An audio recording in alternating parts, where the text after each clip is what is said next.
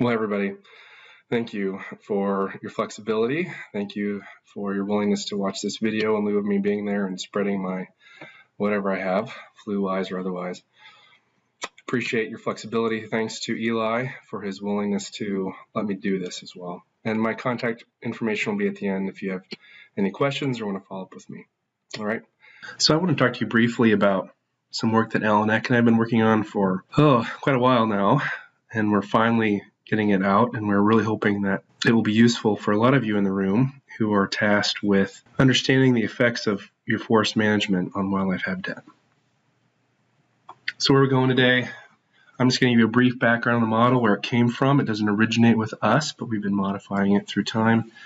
The objectives that we have for this model and how it might relate to your needs, as well as then one, and only one, slide on methodology, just to give an idea of how it works.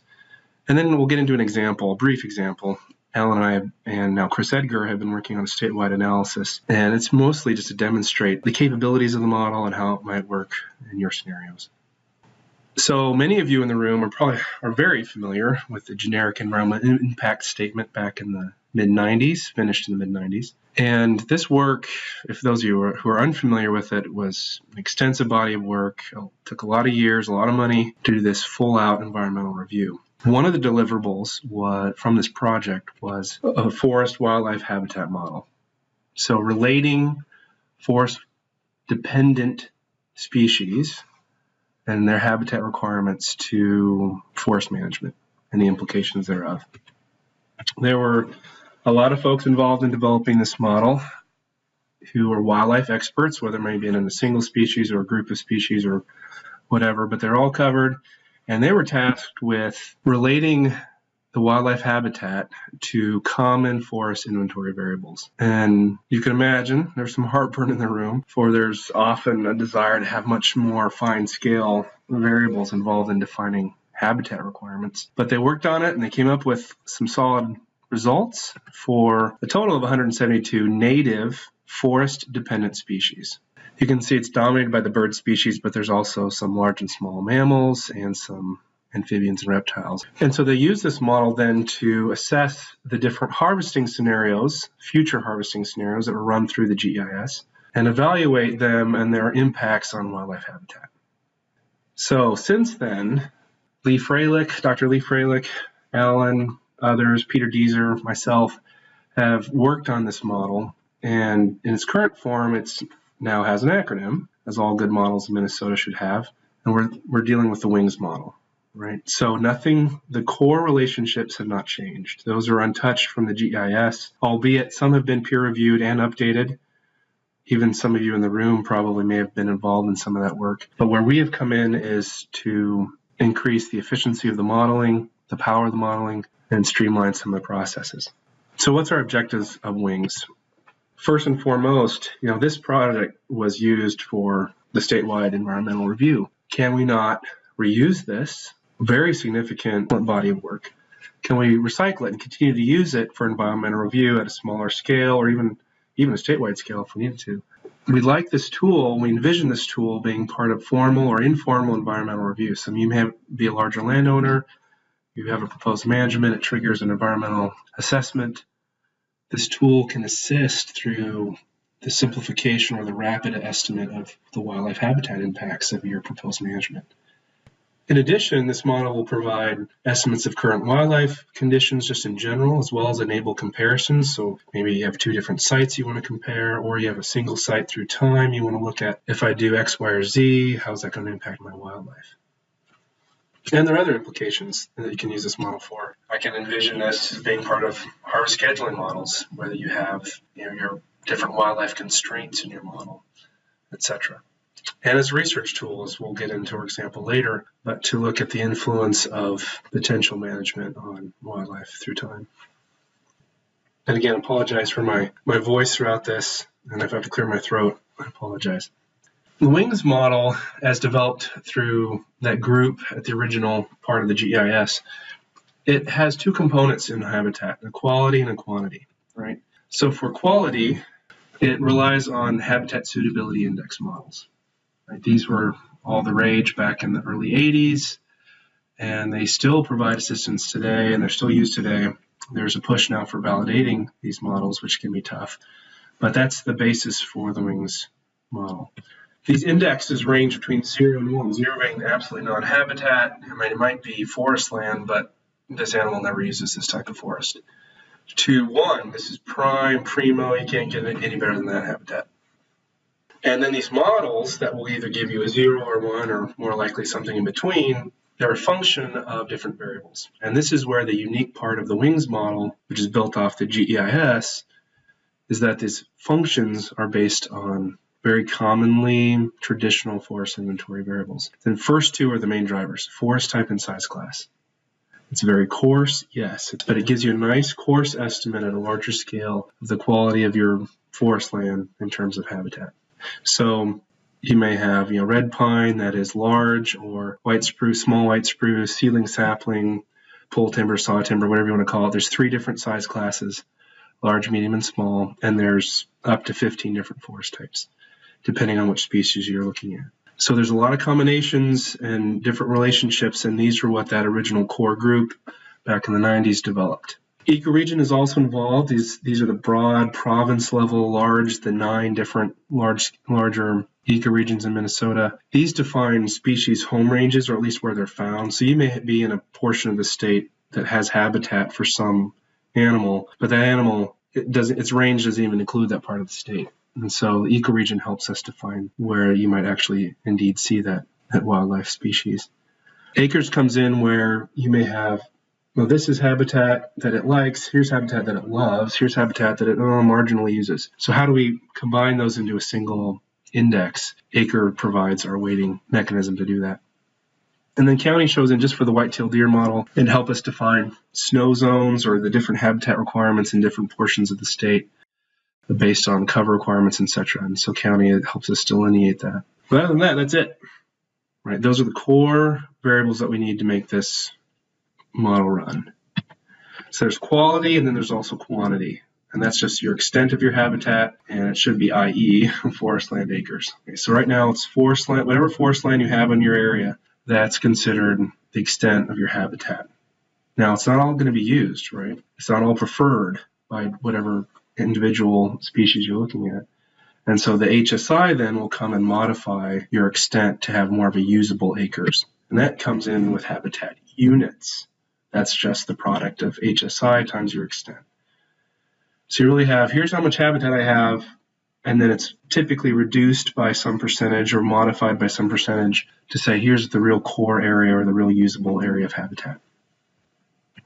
Now these HUs are used and computed at the analysis unit level. And those analysis units, you can do it for your entire county if you wanted. You can do it by your entire forest or whatever you're interested in. But typically, you lose a lot of precision if you run this model on a gigantic area. So you typically take your area of interest and you subset it into smaller sections, and you calculate your habitat units within each section, and then you combine them. So it gives you a better, more representative sample, or at least coverage of your area of interest.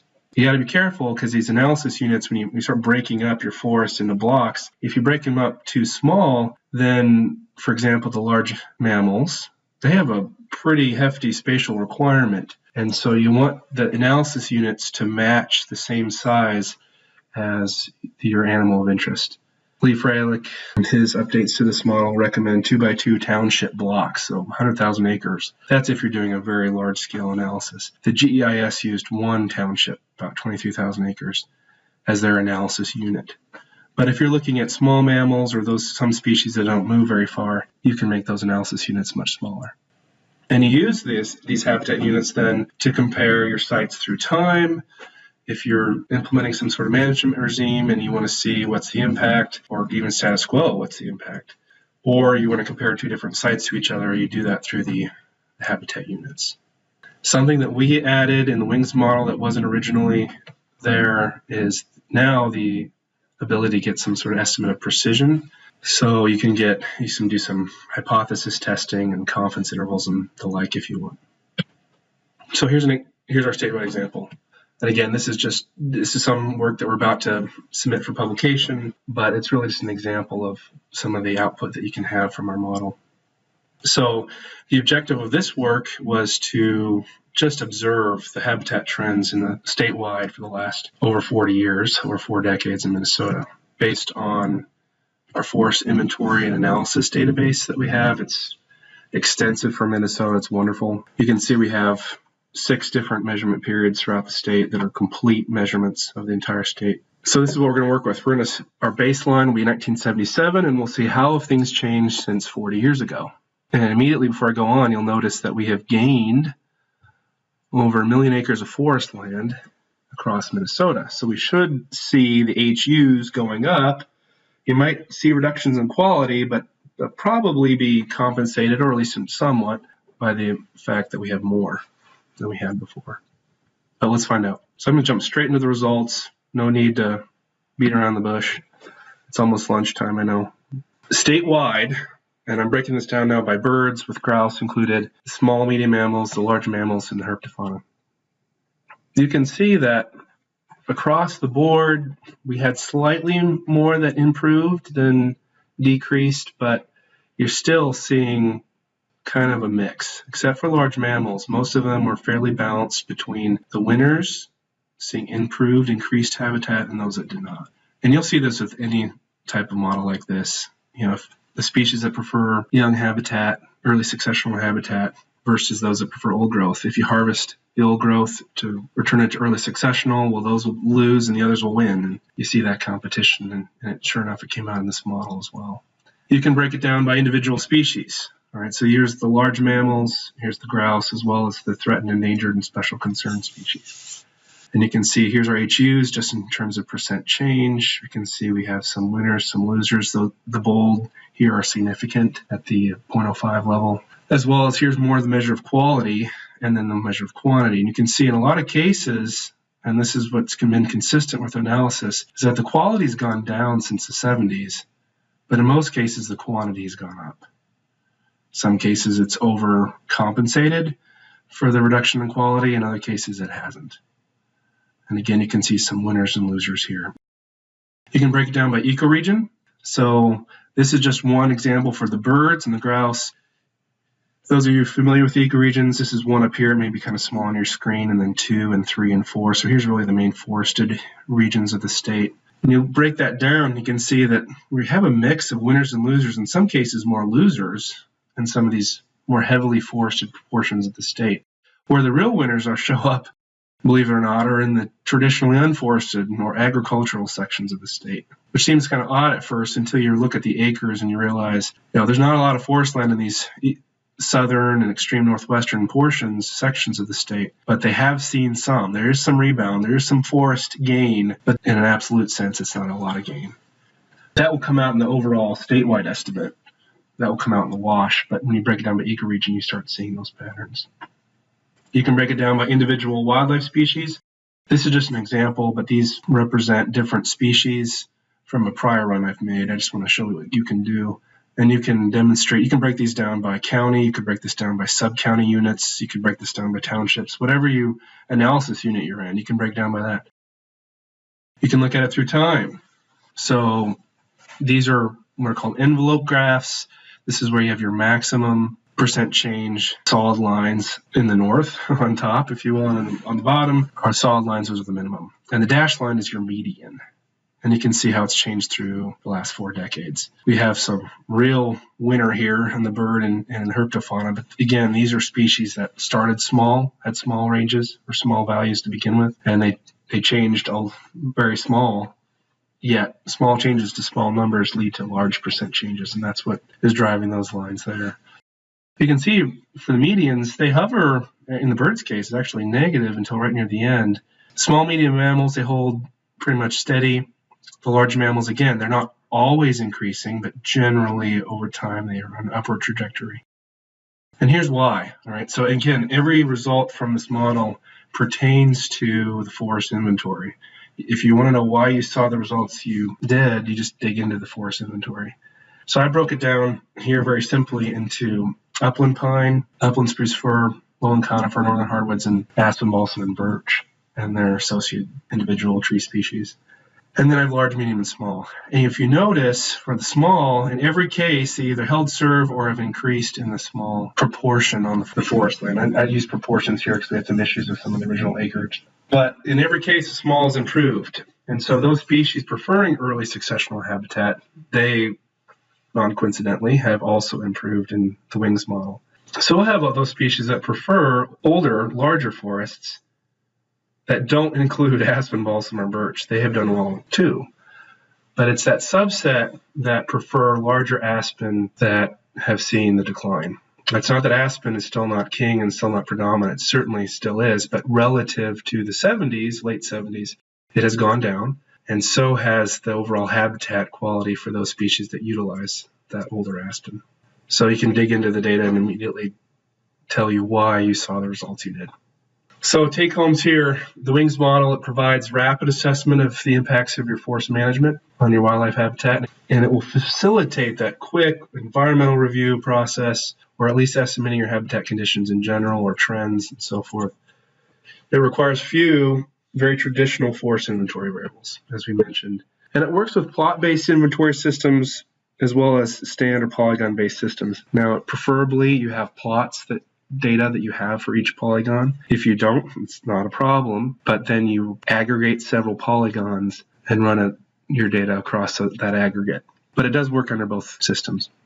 A lot of folks to acknowledge for the help with this over the years. Chris Edgar now is actually the author on this work. And here's some example references, and I'm not going to take any questions right now. But if you have questions for me, please feel free to contact me anytime. There's my contact information. I'd be happy to just chat with you, interact with you. Again, I think Alan and I both agree that our primary user base are the majority of the folks in the room, and that's who we'd like to serve and work with on this model. So thank you for watching. Again, thank you for your flexibility and patience with us as we work through this, and be safe. Take care.